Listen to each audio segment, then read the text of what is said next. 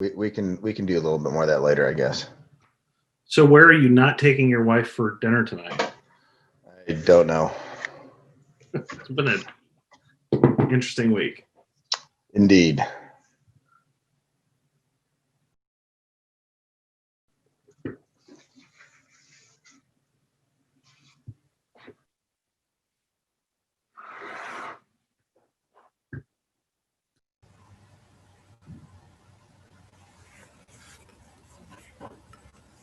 Hey, good afternoon, gentlemen.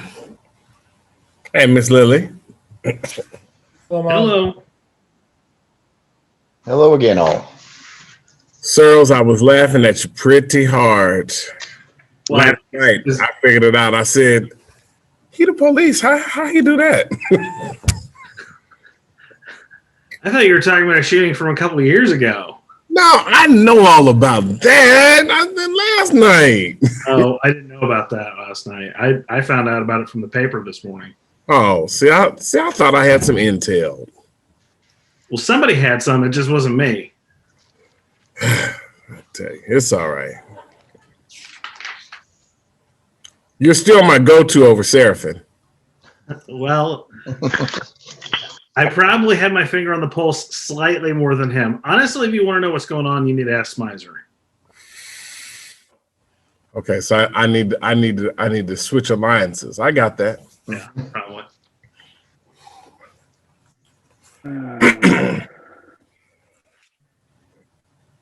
Hi, everybody. Good afternoon, Mayor. Afternoon, Mayor.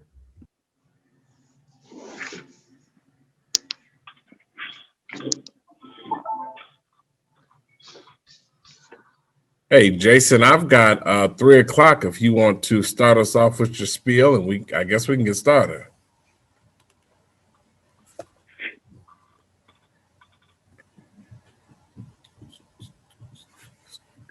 Yeah, I can do that.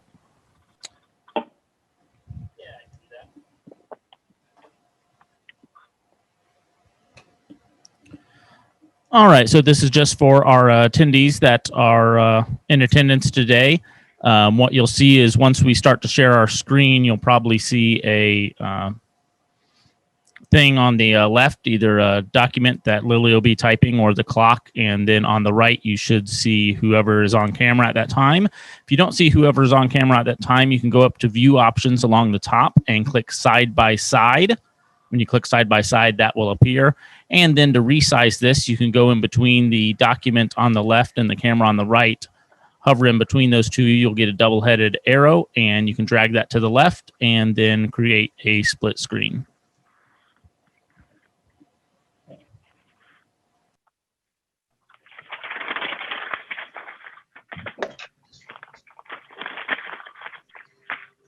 Okay, then, Mayor, you ready to go? Oh, she's evidently not, Lamont. She's gone. Well, I'll tell you what, then I'll go ahead and begin. So this is the third of 3 listening sessions that we are having with the community and doing them by Zoom.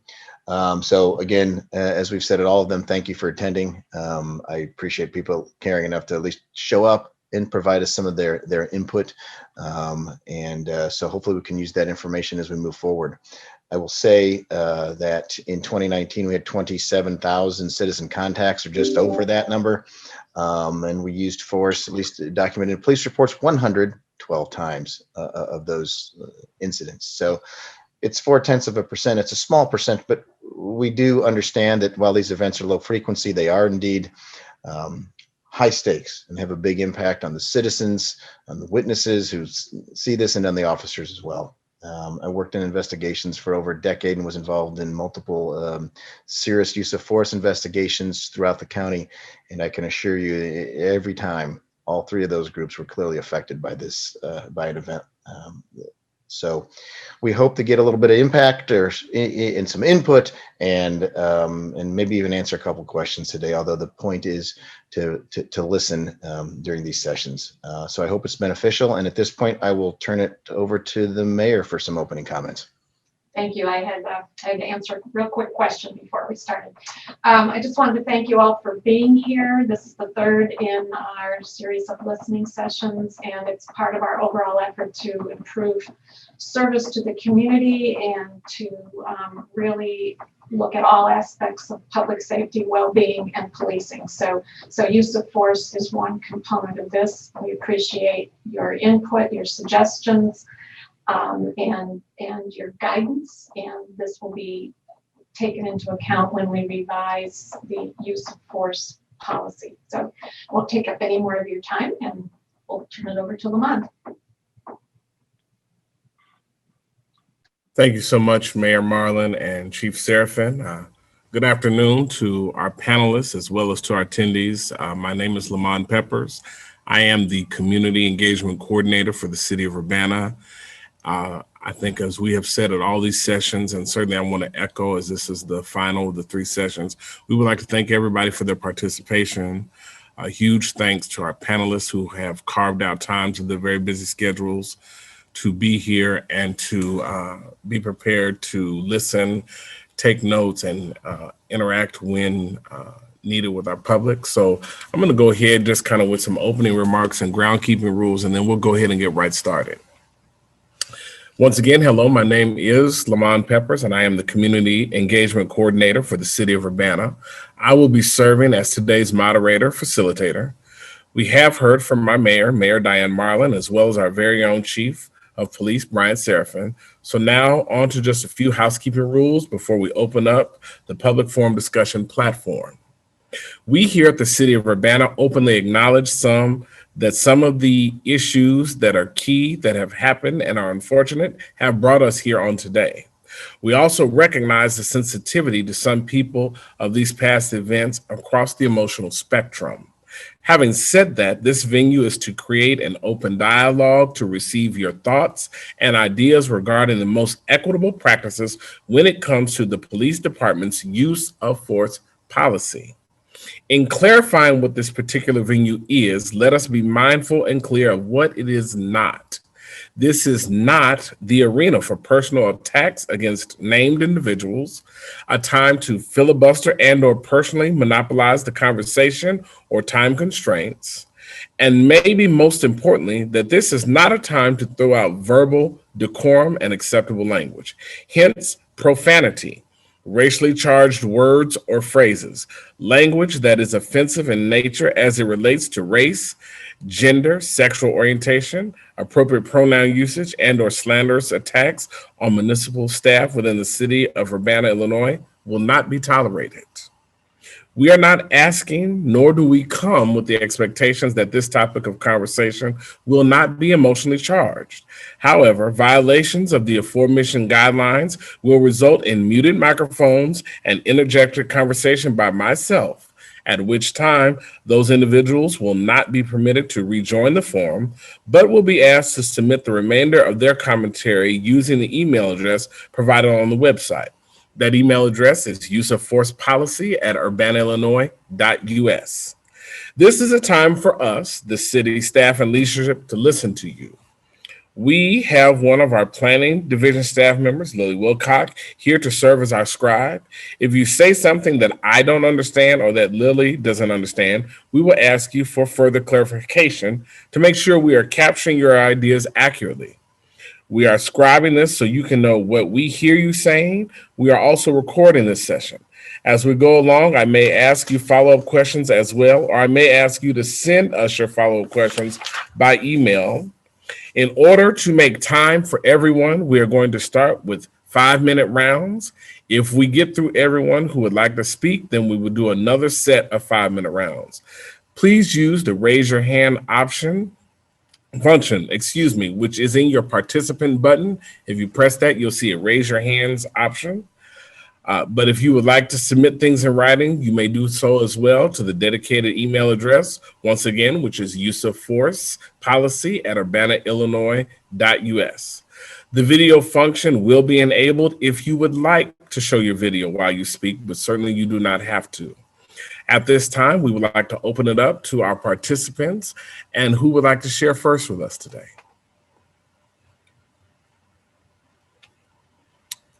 Okay, I see that we have a hand. Jason, if you want to go ahead and let our first participant in.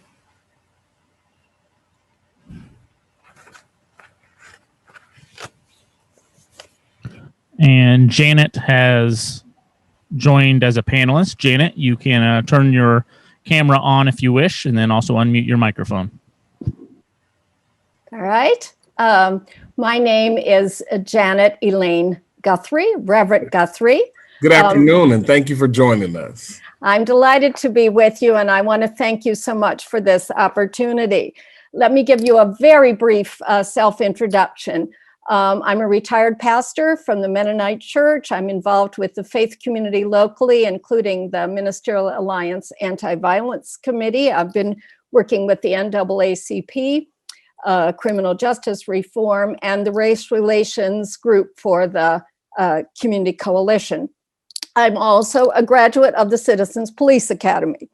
And I am very interested in and hoping that this process will result in some very positive changes for us as a community with regard to police community relations. Thank you for starting with the use of force policy, because clearly that has areas of deep concern for many of us.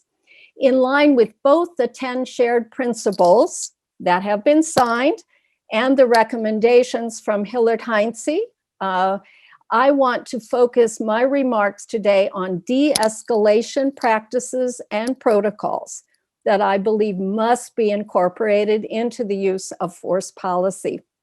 And I think this is so important, both for the sake of our officers and for the citizens.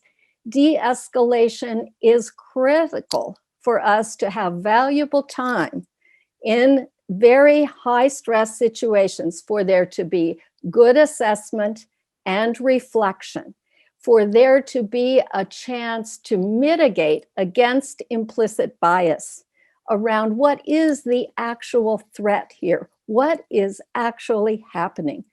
As I have done my reading around bias, for example, we know that for all kinds of reasons, the brain kicks in and does not necessarily assign appropriate descriptors to the age of a suspect, to the actual size and threat of a person, to whether there is even a weapon, at hand. And unfortunately, African Americans tend to fall into a category where they are perceived as older, stronger, more of a threat, etc., and likely to have a weapon when in fact they do not. So to give us all a chance to step back, to reflect, to take a breath, it is so important to engage with a suspect, to demonstrate respect for their humanity, and to open up for the possibility of a creative, non-violent response. We know that people who have been traumatized do not hear, cannot perceive some of the commands that are shouted at them. They need time. And we need to be very, very clear that it isn't always the case that taking direct, proactive, assertive action is the best course. As I was reading through the use of force policy, I was struck by the fact that it seems that the idea that one would retreat or step back or take a pause might be seen as something you would not do. And that is perhaps also a very desirable behavior. We don't want a warrior mentality. We want a guardian mentality. The Oakland Police Department changed their policy so that officers would not do foot pursuit. And they found out that by not going into alleys and not going into backyards, both police and suspects were safer. There were fewer shootings, fewer injuries. I believe that we have tools of breathing, good spiritual practices, calming the instincts, we are all stronger. So let's redefine what it means to be strong, what it means to be successful in our interactions, and look at the use of force policy in a different way. Let's not hide behind language like reasonable, which is spread all throughout the policy and which I think is far too subjective. Thank you again for taking this opportunity to hear from us. I will look forward to interacting with you along the way as you take up future policies as well. Again, thank you so much for your service and this time together.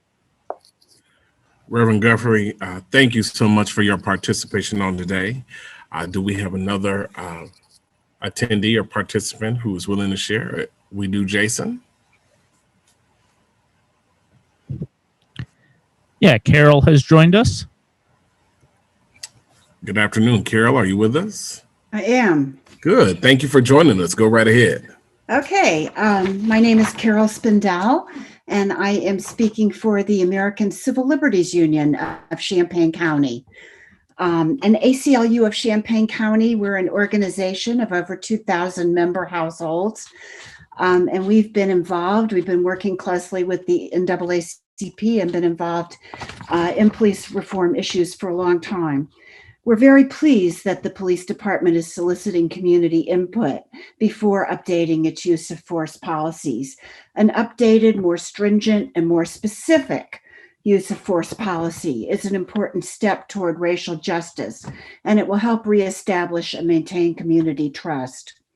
Research shows that stricter use of force policies correlate with fewer civilian deaths, and that officers in departments with restrictive policies are less likely to be killed or assaulted in the line of duty. Once the new policy is instituted, of course, there must be consistent retraining of officers, and disciplinary policies must be revised so that officers who do not follow the new policies face concrete consequences.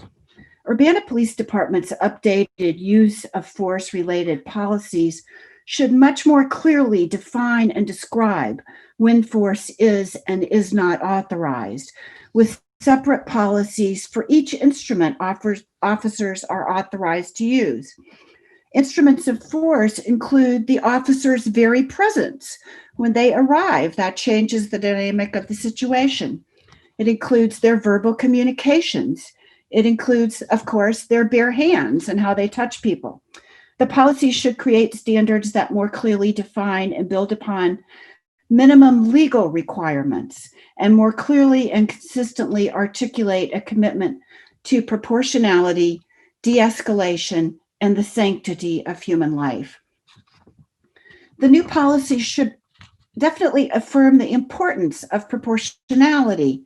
That is, the concept that the nature or severity of the force that an officer uses should be consistent with the nature of the threat a subject poses.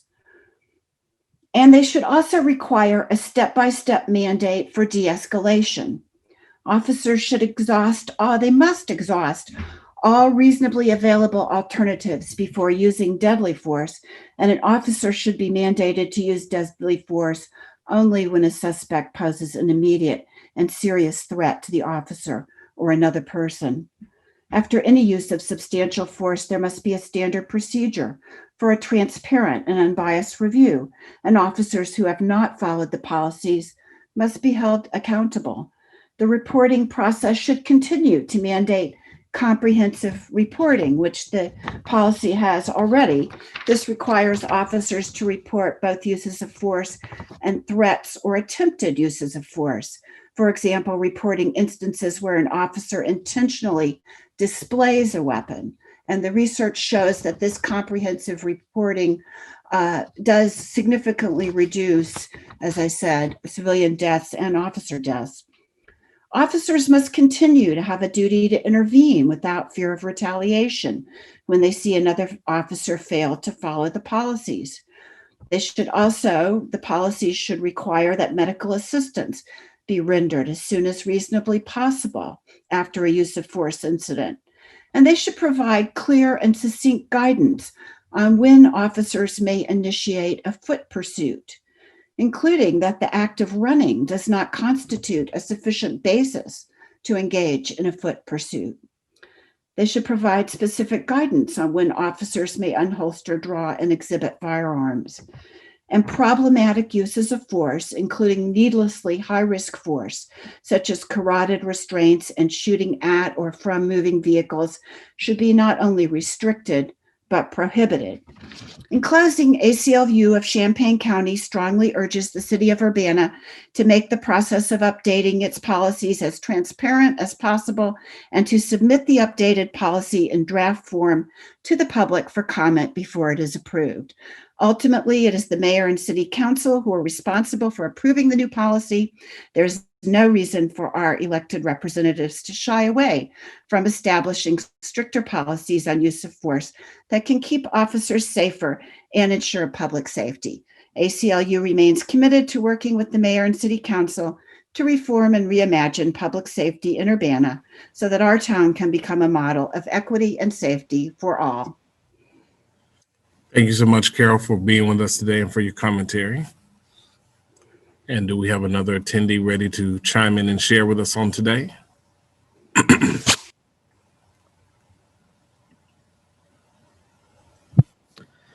Yeah, I've just promoted Grace to be a panelist.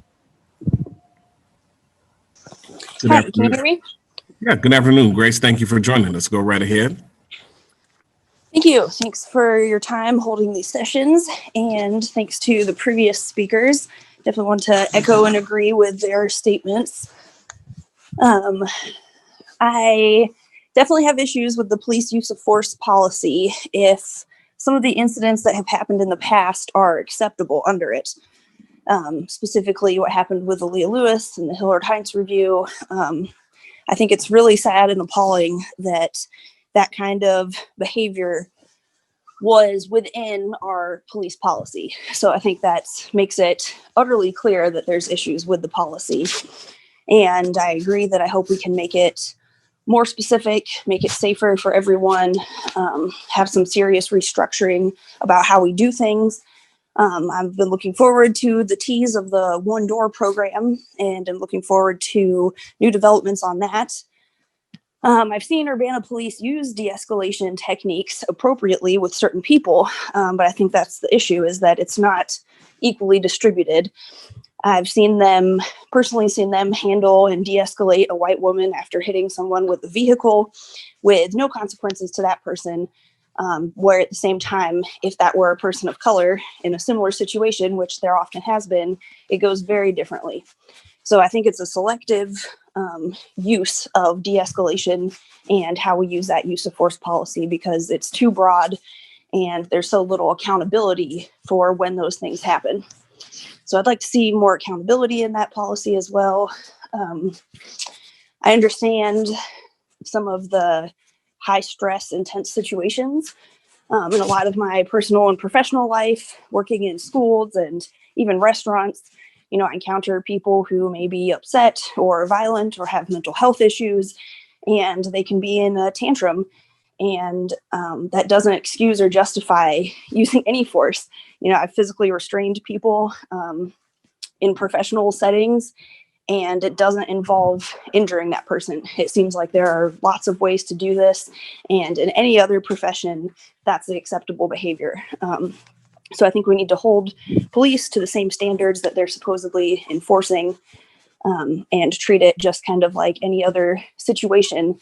If someone is in an emotionally charged state or having a mental health breakdown, that responding with force and escalating the situation is only going to make it worse for everyone.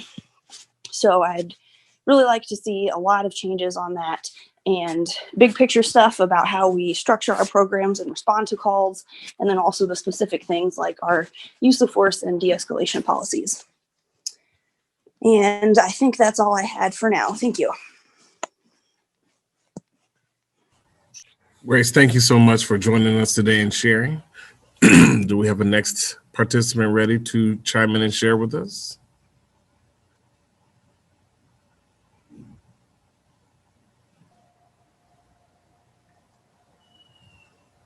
I don't see any hands right at the moment. I was wondering if either Deputy Searles or Chief Seraphin could quickly just kind of weigh in, and we did cover this last night, but for the purposes of today's meeting, just share a little bit surrounding the topic of de-escalation and its importance moving forward here as we review our use of force policy. Sure. So as we've started down this process, clearly there's a hole where we at least attempt to practice de-escalation, and it's not in the policy, and it needs to be. And as a matter of fact, we said, okay, we're going to hold this. Let's go through this process. Let's go through this listening, and let's see how we can incorporate the concept of de-escalation.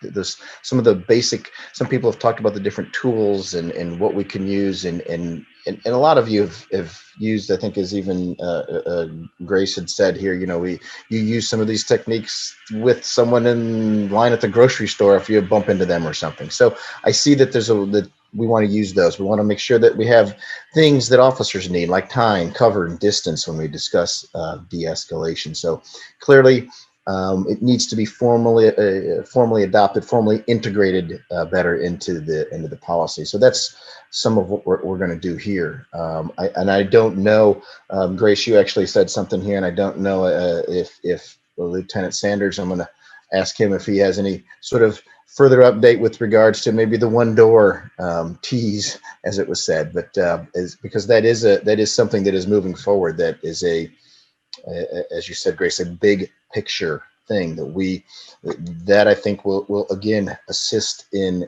sort of trying to minimize these types of situations. So Joel, I don't know if you have any update that you can share here publicly.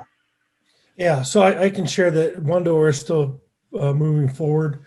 We have Carl has assigned an employee to pretty much be the project manager. We've gotten to the level now that we need somebody almost full time to organize the partners and keep this moving forward.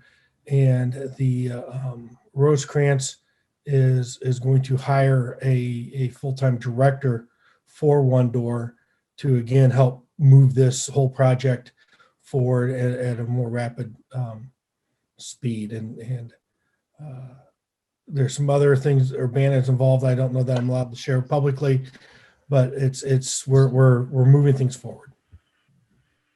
Okay, I'll thank you. jump in and just say, well, we'll hope to have an update for City Council in the next few weeks. So stay tuned for that.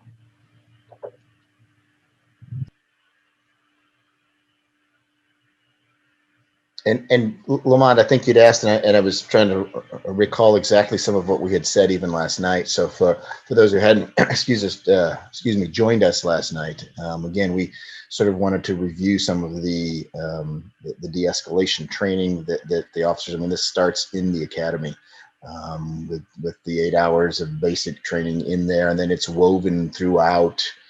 Some 40 or 50 hours of different scenario-based training as we move along. I think it's also important to note that as policing has changed over the years, over the 26 plus years I've been involved, we've increased the amount of training just at the basic academy class.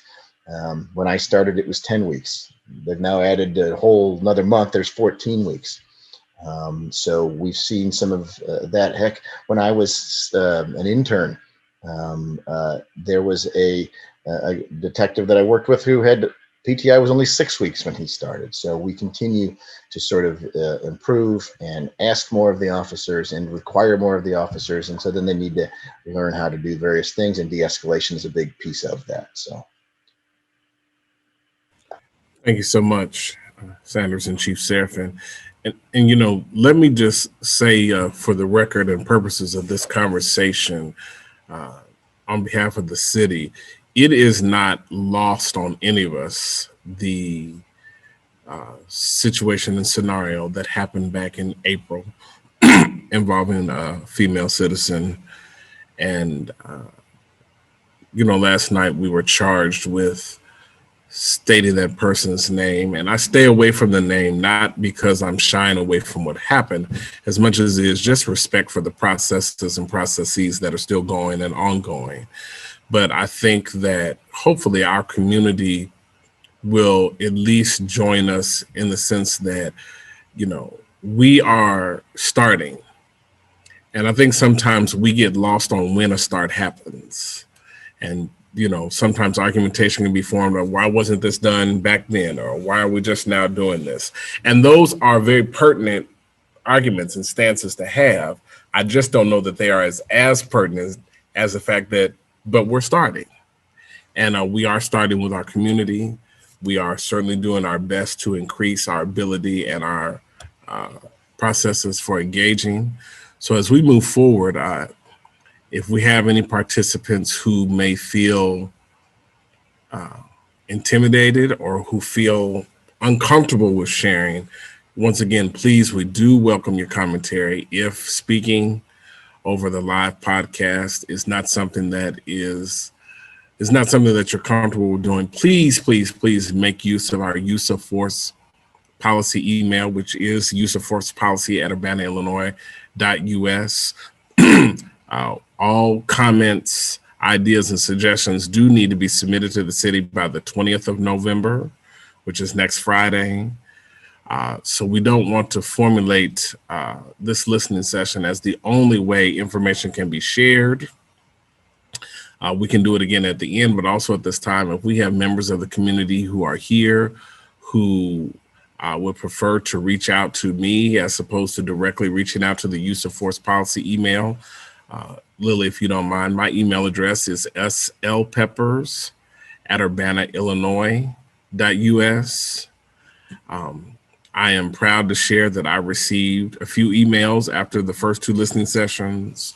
All the emails that I received, I will be responding to beginning next week to let people know who have emailed me. If you happen to still be on here, I will be responding to each email in kind next week. But we just want to make sure that we are creating opportunities for our community, the place where we work, live, and are invested in, that there is an interest in collab. So I'm going to go ahead and just do another participant check to see if we have anyone who was wanting to share at this time. We do have a hand up, a couple hands it looks like. Jason, if you could go ahead and let whoever has not spoken yet in first, that would be great. Yeah, just let Christopher Hansen in as a panelist. Okay. Good afternoon, Mr. Hansen. Are you there? Can you hear me? Yes. Thank you for joining us, Mr. Hansen. Go right ahead, sir. 1 second. Let me see if I can get my video going here.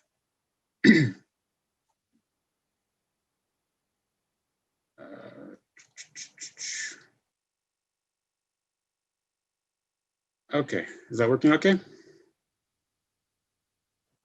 Yes, we can see you and hear you. Go right ahead, sir. Okay, good. All right. So I spoke yesterday some, and I guess I get the feeling that you're already not listening, or at least not hearing. Multiple people spoke yesterday about kind of what they felt were really intimidating, heavy-handed rules set down by Mr. Peppers for the listening session. Multiple people were upset to see, you actively mute someone for mentioning, Chief Seraphin or whatever. And you kind of lay down the same rules this time. So we already have this feeling that when a lot of our community members are going to say something about an issue that they see as a problem, it's not going to be responded to, and we're just going to keep doing the same thing. So that's really concerning. I really still don't understand why the city would want to go into a listening session and then mute someone for speaking. It just doesn't make sense. I seriously doubt that the men here from the Urbana Police Department feel it's necessary to mute people from the community. I think they're strong enough to hear whatever the people want to say. So I just don't understand that aspect of this. I mean, you didn't have anyone who wanted to speak at the youth session, and if I were a youth member of the community, I wouldn't want to speak there either. It didn't sound very welcoming. So let's see. I'm sorry if I'm looking away. I'm just checking my notes over here. I want to repeat again that the community seriously doubts this 112 use of force incidents per year. We just don't think that's believable. I'm also still waiting for an answer from the chief on the previously redacted use of force policies, that's been asked about many times. It was promised. When are we going to get to see it? Also, I think it was Carol Spindell was speaking earlier, and she said it was up to the city council to approve changes of the use of force policy. Has there been a change of process that I'm not aware of? My understanding, it's actually been asked many times in city council meetings and never very clearly answered by Chief Serafin, how the policies actually get updated. And my current understanding, until someone corrects me, is that basically the chief can change them whenever he wants. So are we moving to a process where the city council is going to be approving policies at every step? I think that'd be great. I don't think the police department should be allowed to change its policies without the legislature. So if we're doing that, that's great. Let's see. So another speaker earlier today spoke about the Alea Lewis arrest, and there was an internal review and an external review of that arrest. And the speaker, I think it was Grace Wilkins, said that there was no policy violation. Well, there were policy violations. It was just that no one wanted to admit them. So we have an accountability issue there, and Chief Serafin did finally admit at the end of yesterday's meeting that there was at least a violation in regards to Eric Ruff's rifle handling, and that's a good start. But I wrote that article about his rifle 5 months ago. We had, and the failure there isn't just in how Ruff was handling his rifle. The failure was at many, many, many levels, all the way through our mayor, all the way through the Hillard Heinz review team. So it wasn't just an issue of rifle safety. It was also an issue of our internal review was bad because they didn't identify the policy violations. The presentation given at the April 20th meeting was bad because that didn't identify the policy violations. The $20,000 Hillard Heinz review that we paid for was bad because that didn't identify any of the policy violations. So 5 months later, hundreds of people claiming this was wrong, thousands even, I guess, if you count the protests, and then probably 30 or 40 hours of commentary from citizens at city council meetings. Is that what it takes to get a very minor admission of wrongdoing from the Urbana Police Department? If that's what it's going to take, then I still don't understand why we're bothering to do any of this, because the fact is we're going to have policies. When those policies are not followed, no one's going to admit it. So I'm still failing to see a cure to that part of the problem. So I guess I'm gonna leave you with what I think is an interesting question, and maybe some of the representatives from the police department here will try to answer it right now. I would like to know if Urbana residents were to witness or come upon a George Floyd type situation. Urbana officers pinning a person down. They're saying they can't breathe. Any reasonable person would look at this and realize this person is, taking their last breaths and they're in the process of dying. What should an Urbana resident do in that situation? And what do you expect of us? And how would you respond to, say, citizens taking action? Thank you so much, Mr. Hanson, for your commentary and participation. We really appreciate it.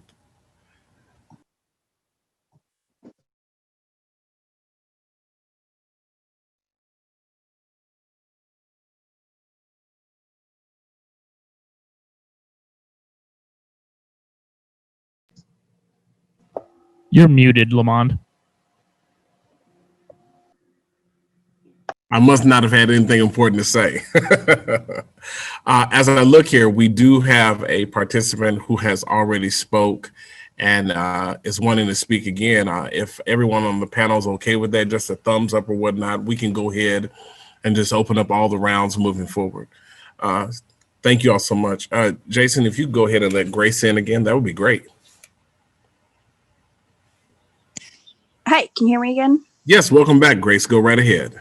Thank you. I also definitely don't want to forget Christopher's question, so I want to be sure that we go back to that one on how citizens should handle a situation like that. And some other questions to maybe add to the list.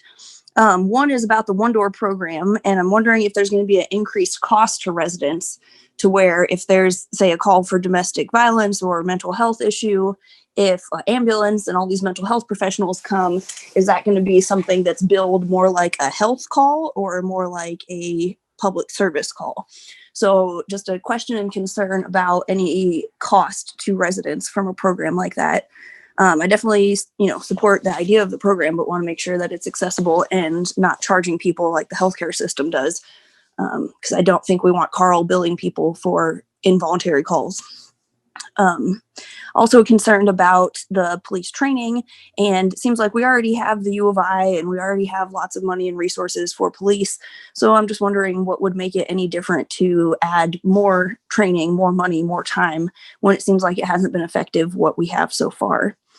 And also just another side note, I thought it was interesting in the introduction too, to mention city staff as if they were a protected class, saying that we can't make statements against, race or gender or anything like that, or city staff. Last time I checked, I don't think that Urbana city staff are a protected class. So I just thought that was interesting. And I'd add those other two questions to Christopher about the one door program costs and about why police training would be any different this time.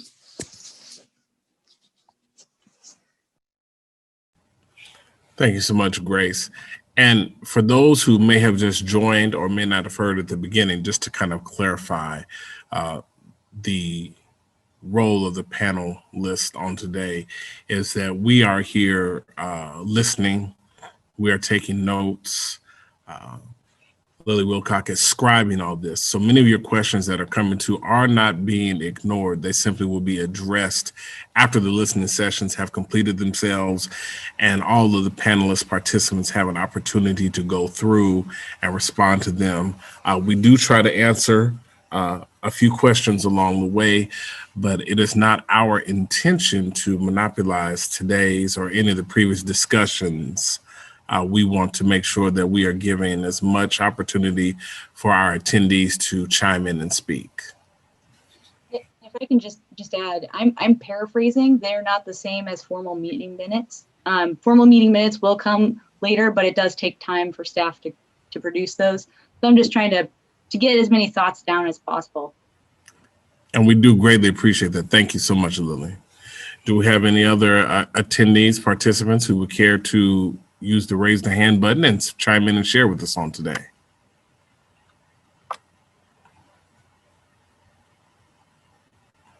And just from a scheduling aspect, we are scheduled to go from 3 until 5 o'clock on today. We will closely base that off of our attendee participation, but certainly we have availed ourselves to be here till 5 if participation allows for it.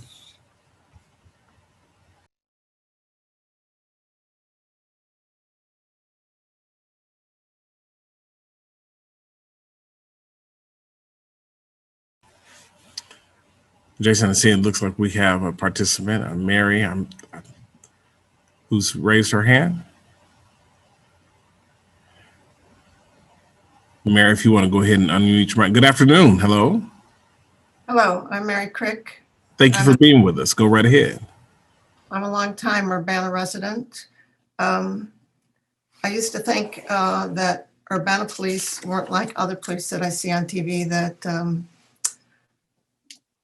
that they treated everybody just fine. I've always been treated just fine. And then I watched the information that has been presented on the April incidents, and I was absolutely horrified.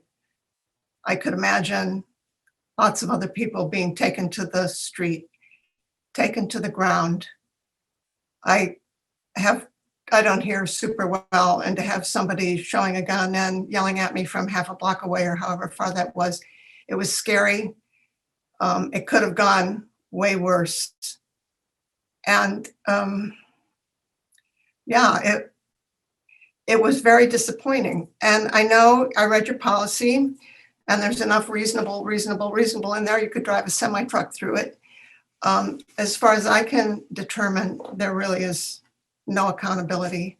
And I would encourage the mayor or the city council or whoever to have something very specific with the police so that in case of something dreadful, there could be some accountability, something way more specific than is in that policy now.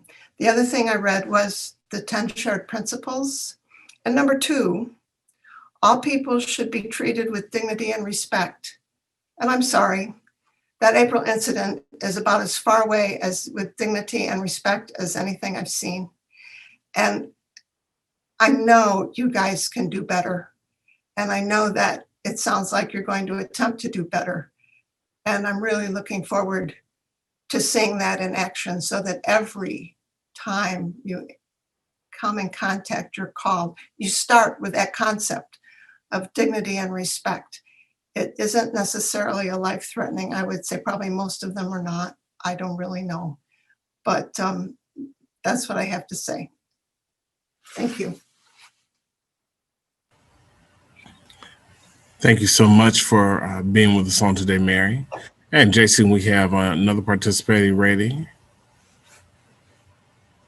Looks like Tracy has her hand up.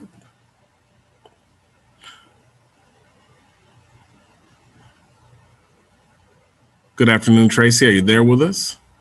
Hi, yes. Yes, Can you go hear right me? ahead. Yes, we can. Thank you for joining us. Go right ahead. I just want to say that after last night, it was disappointing, but today it's even more disappointing. You guys make it seem like this is a listening session and you are trying to address public concerns. And you did try to answer the very simple questions. But once it came to the difficult questions, once it came to the questions that actually mattered, that Mr. Hansen asked, that Ms. Wilkins asked, Mr. Peppers immediately said, kind of implied that this is not the place where we want to answer these questions. So you guys have a lot of time. I don't see people lining up to give input, to give suggestions. We also want to hear the answers. So I really would like to hear answers from the panelists. This is not the place to avoid the hard questions. This is where we want answers. I know it's a listening session, but it's really unfair for you guys to midpoint where you get the difficult questions, switch to the mode of, okay, let's keep quiet now. So thank you. Thank you so much, Ms. Chung, for joining us and your participation. And do we have any other participants who wanted to chime in at this time? While we have a small break in our participation, as with yesterday afternoon and last evening, I would like to allow for a small block of time for any of our panelists who have not had a chance or opportunity to share any feedback or response to anything that you feel comfortable sharing with at this time. Keeping in mind that the focus of this is a listening session where we want to gather information and give prepared responses. But if anyone wanted to respond to any questions or just want to share any information moving forward in regards to use of force, this would be appropriate time for that. So I can answer a couple of these things that have been brought up with regards to Mr. Hansen's couple of questions here. That the community seriously doubts the 112 uses of force. I would say that I think, as Lieutenant Norton said last night, that that initial that process was formalized back in 2005, and usually the number is between 100 to 140. I think that's where most of the numbers have fallen when it comes to the uses of force. So I suppose one could continue to doubt that, but the number has been fairly consistent over that, I guess, that decade plus unit of time. To the best of my knowledge, the policies are of the police department, and they belong to the police department. So I guess as the chief, we will take input from different places, whether that's citizens, and we clearly want input from the council, but the policies itself are of the department, as opposed to an ordinance, which would be of, I guess, the city council. So there was a couple there. There was a let's see. I don't know. I don't have any idea. And Lieutenant Sanders, I don't have any. I'm not sure exactly as to whether or not you have any idea with regards to ambulances and medical billing and how all that might work in one door. I'm not sure if you're even prepared to answer that. But if you have any thoughts, I guess now would be a reasonable time to do so. Sure. There's no design to make things more difficult on the community. In fact, just the opposite. We'd like to make sure that the counseling services and the processes are available to everybody, regardless of an ability to pay. So if you walk through that front door at one door, there's not a cost to do that. I can't speak for ambulance companies. So if we call an ambulance to the scene, that would be the company's decision whether or not they would charge for that. But right now it's the same today. If I call an ambulance to the scene, the ambulance is going to charge for it. But the intention is to create a process so that there is no cost to those who are using that process. Thanks very much. Oh, go right ahead. Sorry, Chief. I guess just one other thing to Mary, who spoke here a couple of speakers ago. I believe you said words to the effect of, "I know you can do better." I've never said here before any public body and said that we are perfect. And there are currently 59 officers, or 58 officers. They're humans. They're going to do the best that they can, and we're going to continue to improve. We're going to continue to do better. So I appreciate your comment, and that's part of why we're all here today. That's part of why we have had throughout the course of these sessions. I just didn't want, well, there's the chief again.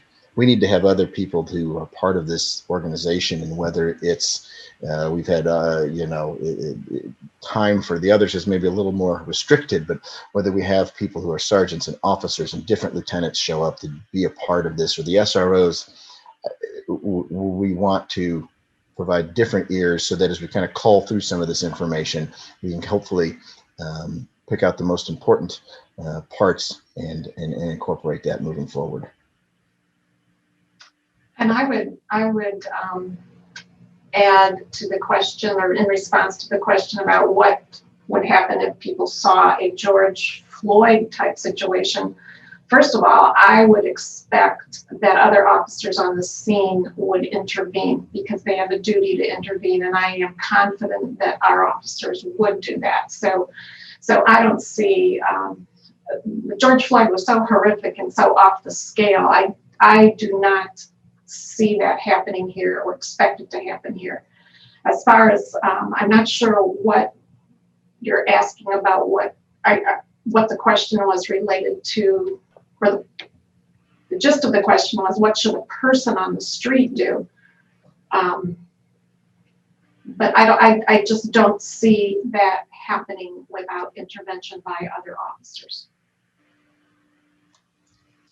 And I can, and yeah, I mean, I don't know. I think that one option is to dial, one option would be to call again, and say, hey, I'm on the street, I'm watching this particular thing, and this horrible thing is happening. Now, whether we can get a supervisor there, and or even if we share a frequency with the university, there are other agencies who can there, and ultimately,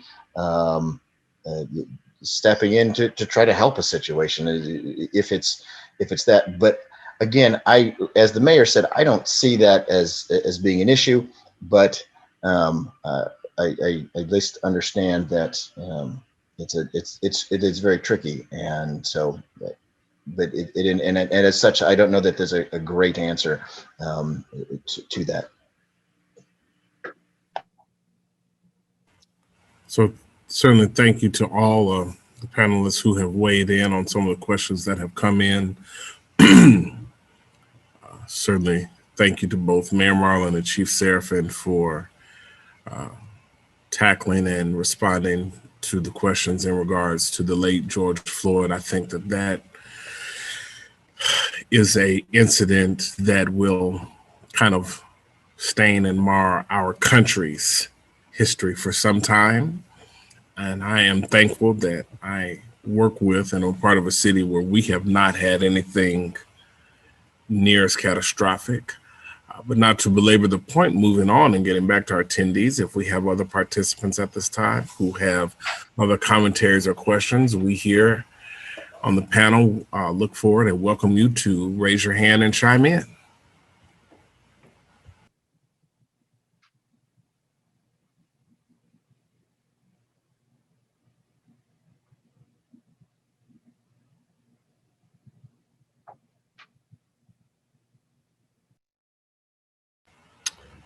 Jason, we have a hand raised. If you could go ahead and let Mr. Hanson in, please.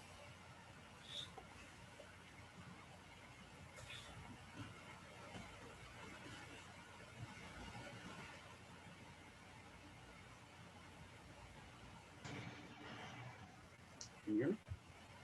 Hello, Mr. Hanson. Are you there, sir? Yeah, can you hear me? I can hear you now. Go right ahead. Thank you for joining us again. Thank you. Chief Seraphin, are you comfortable having a back and forth? Or is that too intimidating here? Or?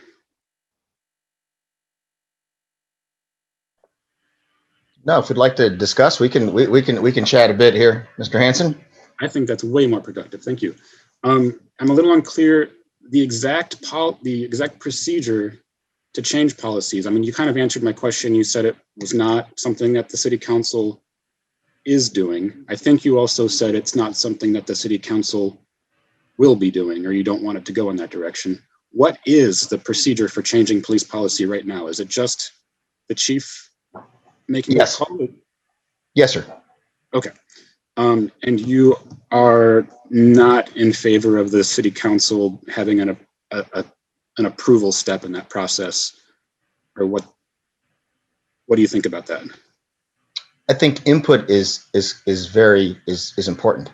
I also think that when we have there's 163 different policies, and some of them have to do with uniforms, and some of them are rather mundane. Some of them we might just review and say, okay, this one is good, and so it has, I think, some to do with the simple management of all of this. I don't think that the council necessarily wants to see every single solitary policy. But on things like this one, when it comes to the use of force policy, it's very important. It impacts people at different levels, and I think in that case, it's appropriate to get feedback. I think what maybe you and the city council need to contemplate is we may come to a point where, say, the public and their elected officials insist that our use of force policy contain certain language. And then maybe you don't agree with that. And then I think the question is going to be, how do we reconcile that? I don't know that we're going to solve this right now, but I foresee that in the future. And well, my input on that issue is that I think the city council should approve the policies. And that's how I feel about that.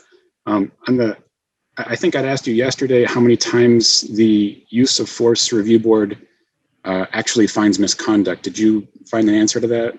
I do not have an answer for that, sir. No. Okay. Are the use of force, are any figures or reports or anything on what that board does, are those normally publicly available, or is that all something that someone would have to send FOIA requests for? So those particular things have been FOIA'd. As a matter of fact, that's part of this process that was it. Hey, maybe we got to be able to get those up, the annual report and then the stat numbers. And those are things that's part of one of the things that I've learned throughout the last, I guess, 24 hours of doing this is, hey, there's an opportunity for us to do better. So I'm not aware. I don't think that they're up on a link unless someone's done it and I'm not aware of it, because God knows I don't know everything. But yeah, that annual sort of report and then the collection of the data is something that we do have, and that has been given out in FOIA requests before.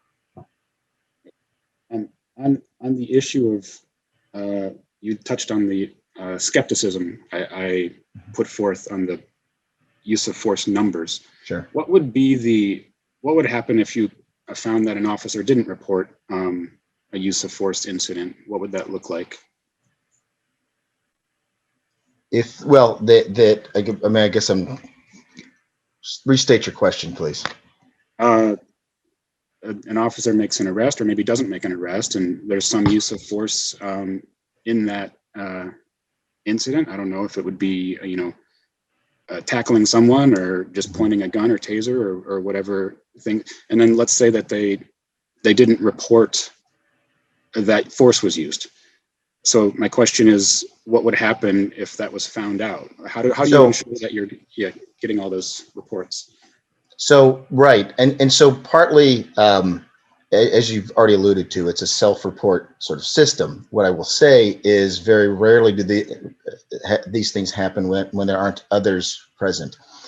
So a part of this is and I think we touched on it last night, the idea of that we do I think there's 5 different categories of spot check body cam videos, and to ensure that the officers are doing the right thing.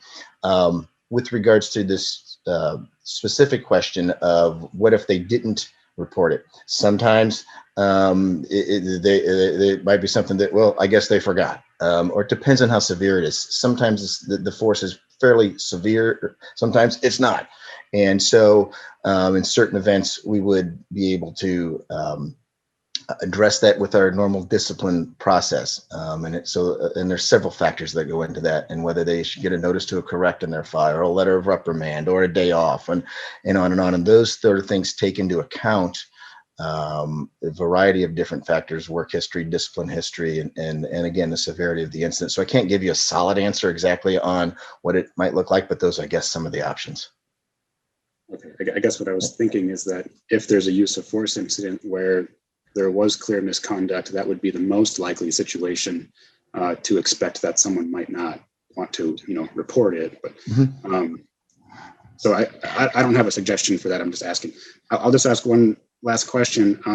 We kind of talked about the George Floyd incident, and I think the answer that our mayor gave was exactly the answer that no one wants to hear, which is to say, oh, that's never going to happen here.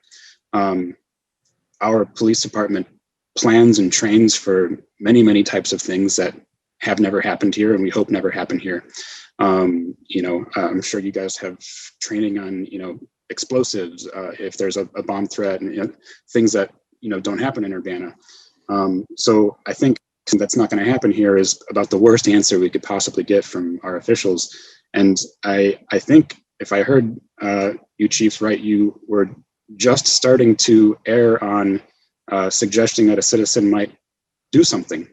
Sure. I guess it's possible depending on the scenario. But what I will say is that, sort of to the mayor's point, we do have the duty to intervene. Now, if we want to try to carve out a very unique academic discussion where there's one officer just beating someone in the, that, oh my gosh, this is horrible. I need to step in. I need to do something. For whatever reason, this event is precarious. That's why I said I think the answer is to call for others. That's what I think the real answer is. Now, clearly, and then the response is, well, there were others at George Floyd, and I understand that.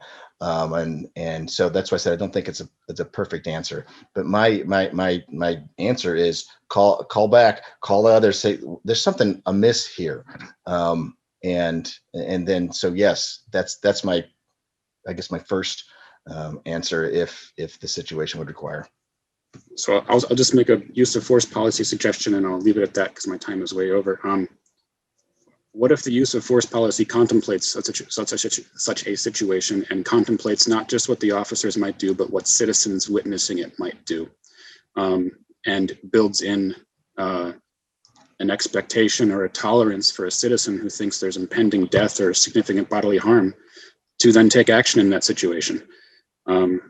So Can I ask you, what action would you contemplate taking?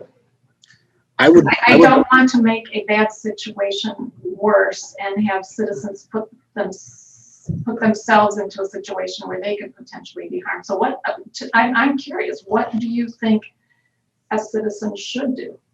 So I think if, first of all, what would actually happen? I think if I were in that situation, I'm a big, strong guy. I'm very fit. I'm very fast. I'm very strong. I could have easily, say, ran in and torn those officers off of him. It is a certainty then that I would have saved, well, not a certainty, it is a likelihood that I would have saved George Floyd's life. And then it is a certainty that I would be in jail for a very, very long time, having done that. So that's a terrible trade, I think. I mean, it would have been a good trade, but it's a terrible situation. So I guess the question is, how do you build in some kind of tolerance for people to protect life and not end up in jail for 20 years for having put their hands on an officer, or whatever the, I think the maximum penalty for, what would you classify that as right now? If I thought an officer was doing something wrong and I put my hands on him, what would I be arrested for? It's an aggravated battery is what that is. So again, we're speaking in this sort of hypothetical world with regards to, I guess, some of the examples. Again, I'll just say I think the issue is to call and bring others there. I think that's the best solution, because at some point, sometimes citizens don't necessarily know all of the facts and circumstances. And so people jump out currently now and want to sort of inject themselves into situations where they only know what they've seen, this short little snippet of the scenario, without knowing the front half of it as well. So that's a part to it. But I appreciate your time, Mr. Hanson, this afternoon. But I would go back and reinforce what I did say, and that is I absolutely would expect and know that Urbana officers would intervene in a situation like that.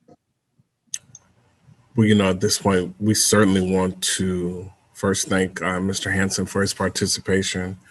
I would like to give a special thanks to Chief Serafin and Mayor Marlin for opening up back and forth dialogue during the listening session, and being willing to be as transparent as time allows. Thank you both. This is the third of 3 sessions. It is the first session where we have done and allowed that, I think, and I hope that it shows our other participants who may be watching that we are willing to at least hear the difficult questions, to hear the difficult points, to hear the micro and the macrocosmic effects of situations that can or may or hypothetically might arise. I think it speaks to the high quality of people who are leading, running, and working for and with the city. So I just appreciate that going down. Jason, I'm trying to look and see, I don't know. I don't show any other participants here who are wanting to share. I'd like to keep that open here for a few more moments, but certainly on a Friday, I like to respect everyone's time. And if we're not going to have any other attendees here, I would say in the next 5 minutes, then I would go ahead and move for closing comments by our Chief Serafin, Mayor Marlin, and myself. But certainly, if we could set a 5-minute timer, Jason, and put that up. Just we're not ending the session early, but if we don't have people who are wanting to or willing to or have anything to share, we don't want to hold anyone's hopeful start to their weekend up.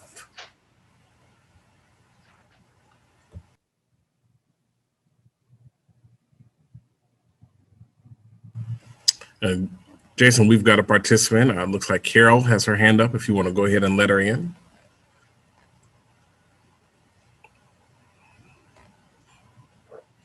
Carol, are you with us? I think I am. Can you hear me? Yes, thank you for joining us again. Go right ahead. Thank you so much. Okay, well, since there was some discussion of my point about the city council, I just want to point out that, in our democracy, just as at the national level, we have elected officials who are the actual commanders of the military. The military serve under elected representatives, not appointed. And it really should be the same in our city. And I know that our elected city leaders are cognizant of that fact, that ultimately, no matter how the policy is created, they have the ultimate responsibility for oversight over the police and for ensuring that the police provide the kind of public safety that the citizens of Urbana need and want. So I just wanted to clarify that. I think it's very important that the public, as you're doing now, is involved in the process, that the process be as transparent as possible, that all the actions of the police department be as transparent as possible, and that the elected city leaders ultimately take on the responsibility for overseeing the actions of our police department. And of course, ultimately, it's up to us, the voters of our city, to ensure that our elected representatives give us the oversight that we need. So I just wanted to clarify that point from the ACLU, and thanks very much for this discussion. And I think it's very helpful. And I know my comments were kind of complex and long, so we are going to send them to the email, and we're always happy to respond if people want to get back in touch with us. Thanks. Thank you so much, Carol. We really appreciate your participation today. Do we have other participants who want to join and chime in and share with us this afternoon? I did want to let folks know who were on today, who weren't on yesterday, is there was discussion yesterday about adding a member of the public to the Use of Force Review Committee, and I think that's an excellent idea, and we will be doing that. So and that's the internal Use of Force Committee, but that will add a layer of oversight and accountability that I think is important. Thank you so much for that, Mayor Marlowe. We appreciate that. For those of you who may or may not have heard that, Mayor Marlin was sharing with us that the idea of adding a citizen to the Use of Force Review policy, that is going to happen. Hopefully we can continue to demonstrate to the citizens of Urbana that we are interested in their input, their participation in these types of situations and decisions. So once again, we here are in our third and final listening session for the Use of Force Review policy. We have a panel that has gathered here. Some of the pieces have interchanged, but we have been able to convene a panel for 2 days, 3 sessions. As we begin to wind things down, I do want to give another opportunity for participants to speak and share thoughts, feelings, concerns, or ideas and suggestions. Late on a Friday. Jason, would you go ahead and give us maybe another 5-minute clock, and we'll see if we have any participants who are wanting or willing to speak and share with us in that time. And if not, we'll move to some closing remarks.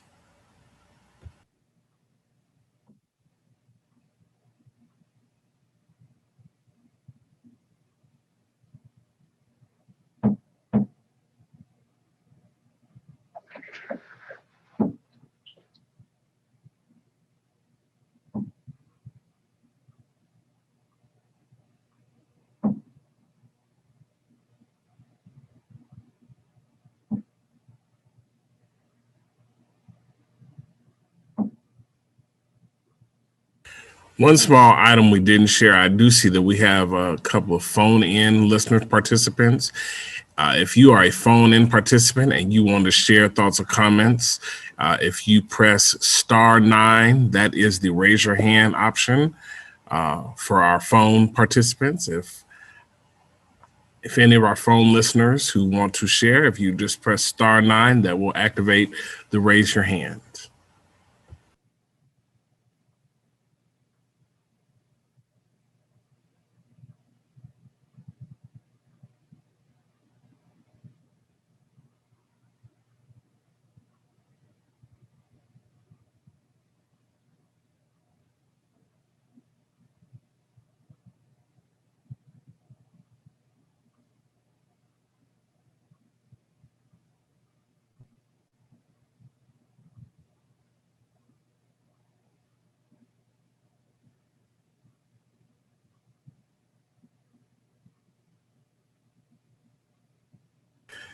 Jason, one of our callers has raised their hand. If we can go ahead and let that person in, number ending in 435. I don't have a name here in front of me. Yeah, so that person has been made allowed to talk. So the number ending in 435, if you now press *6, you will be able to unmute yourself. So if you press *6, and if memory serves correct, I think this is Eldris Melinda Carr. Okay. Eldris Carr, you there?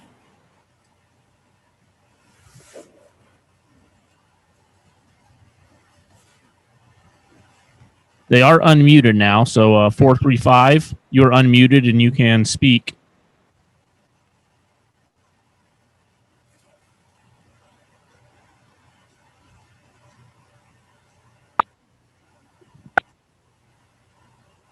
Oh, and now it looks like you just muted yourself again. So if you press *6 again, you should be able to unmute, and then you should be able to talk.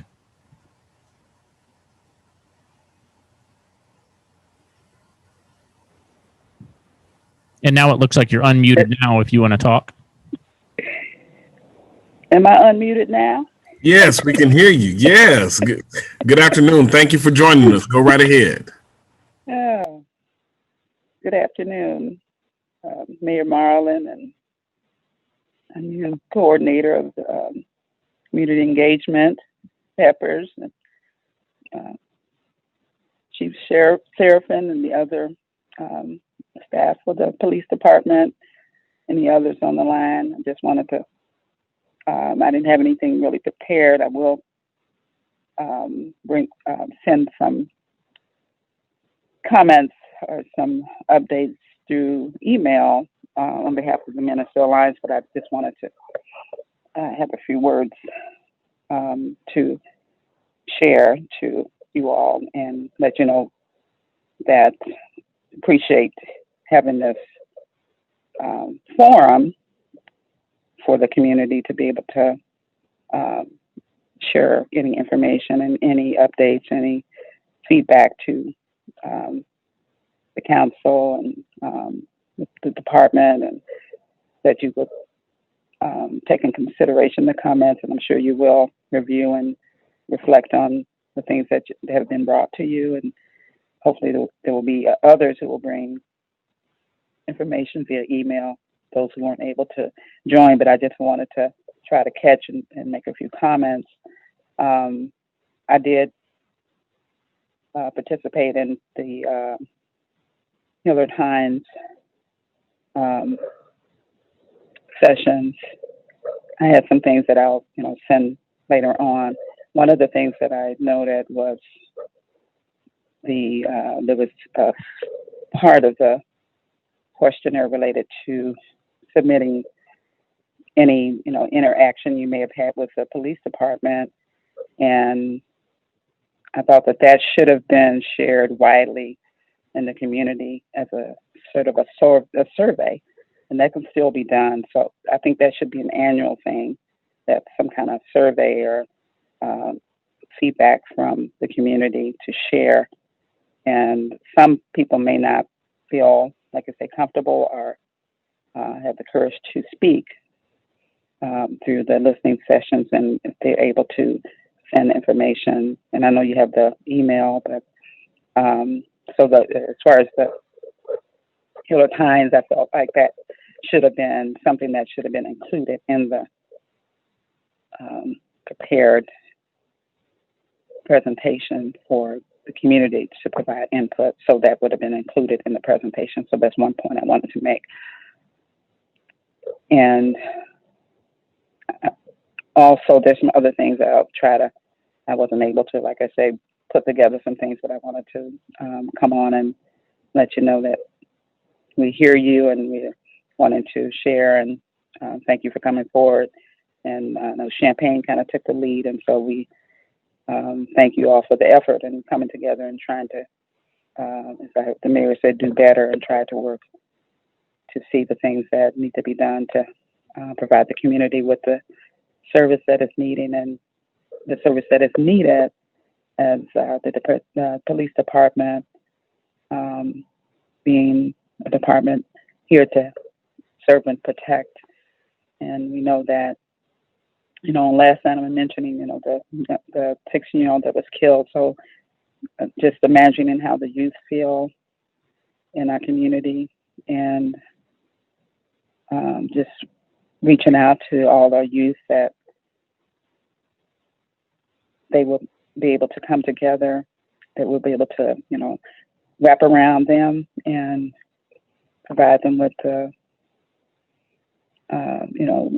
what they need to go forward, not to be fearful, and to let them know that we're there for them. In the faith-based community, we, of course, we hurt, we mourn, we want to do our best to reach out to the youth because we care. I wanted to talk about another thing that is related to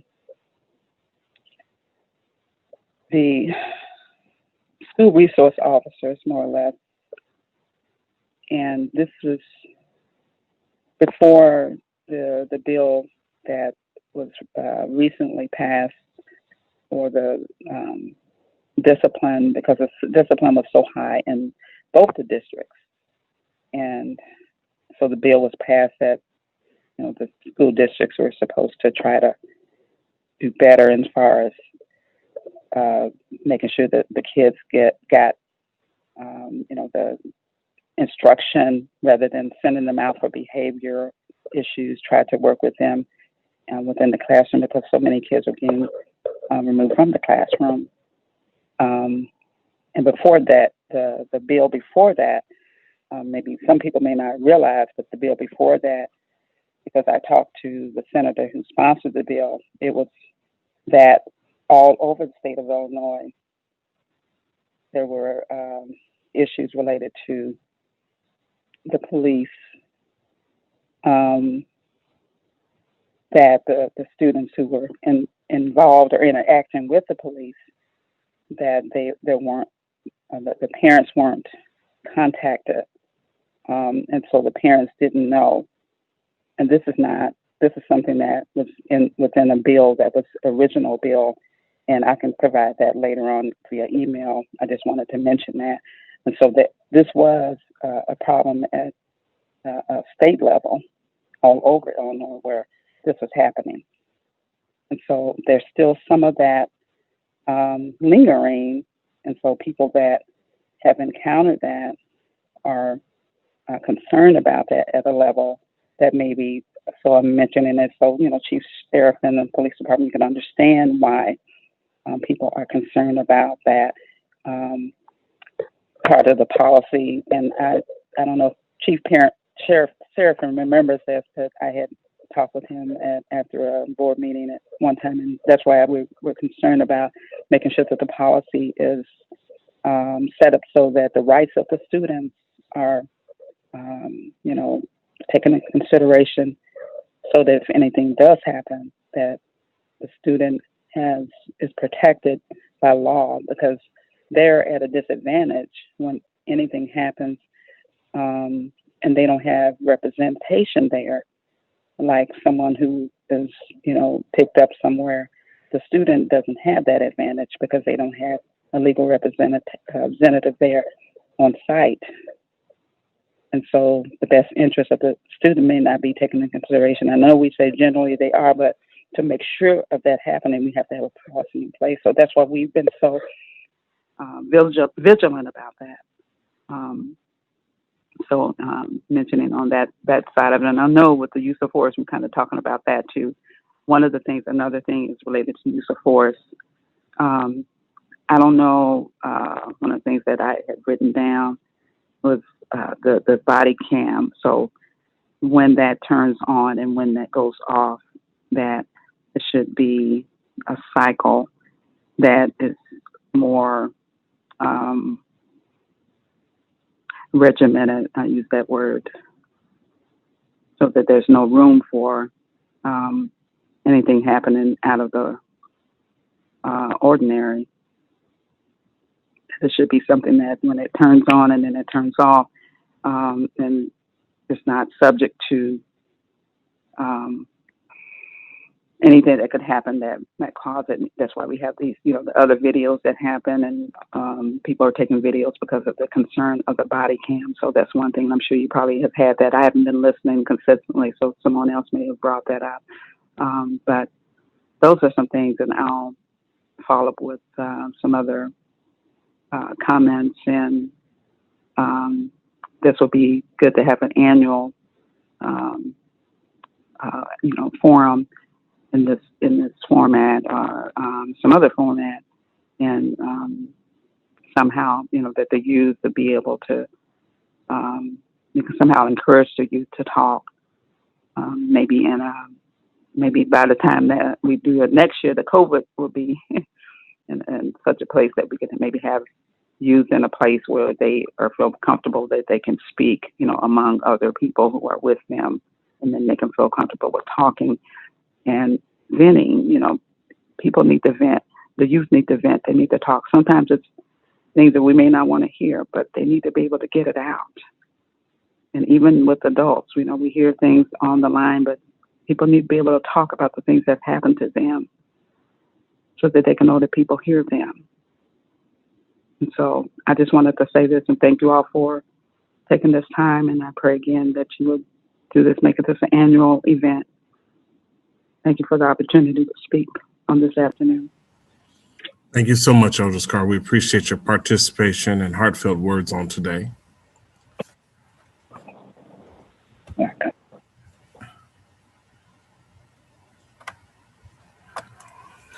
Okay, at this time, I do not see any participant hands up. I'll throw out the opportunity. Do we have any other participants, attendees who would like to share here in this moment? If not, then I'm going to move actually directly to Chief Seraphin and Mayor Marlin for closing comments. Kind of a going once, going twice. Sold. I guess the sold is my cue. How'd I do? So I wanted to just touch on a couple of things very, very briefly here, and it's come up as I was sorting through some of my notes here, and it's been brought up with regards to the term or the phrase reasonableness, and what's reasonable. And what's interesting is, and I couldn't remember the exact phrasing, but that is born out of case law. Most of these use of force is considered a search and seizure, and so that's within the Fourth Amendment, and so that's where some of this law comes out. And there was a case in 1989, Graham v. Connor, and that sort of controls on this, and it was the word reasonable is all throughout that case. And so that's one of the reasons as to why that the idea is that so what is objectively reasonable. As Mr. Hansen pointed out, he's big, he's strong, he's fit, he's fast, which might be different than maybe an officer who's older and small and slow. And so when those are the factors that sometimes play in these things, which make it sometimes, as people have called for, we need airtight, exact specifications. That's sometimes difficult. That's why some of those words have been used, but that's not to say we can't do better and take a look at this and try to look at other policies, including I think the International Association of Chiefs of Police policy, I think, is on the link or the website for this, what they recommend. So I just kind of wanted to mention that because I know it has been brought up by several speakers. I thank you for being here. People that have showed up here at 4:26 or on a Friday afternoon. I appreciate the citizens at least coming in and giving their input. So I just wanted to say, I guess, finally, thank you for providing that input, and we'll turn it over to the mayor at this time. Thanks, Chief. Just wanted to thank everyone who's participated in the last 3 sessions. And I appreciate your input and assistance over the past few months as we've worked through a number of issues. We are committed to more transparency. We're committed to better accountability, particularly through retooling of the Civilian Police Review Board. I think it's really a good step to have, in terms of transparency, have a citizen on the use of force review board. The revision in our use of force policy is part of our commitment to doing better. There's a lot of, I've been in office a little over 3 years, and we've been fixing a lot of things. Everything can't happen overnight, but we're committed to change, and we're committed to steady change going forward. I think the overall bigger picture with regard to public safety and well-being is, especially with regard to policing, is to take a larger view and look at all the different calls for service and say, why are people calling? What are they asking for help with?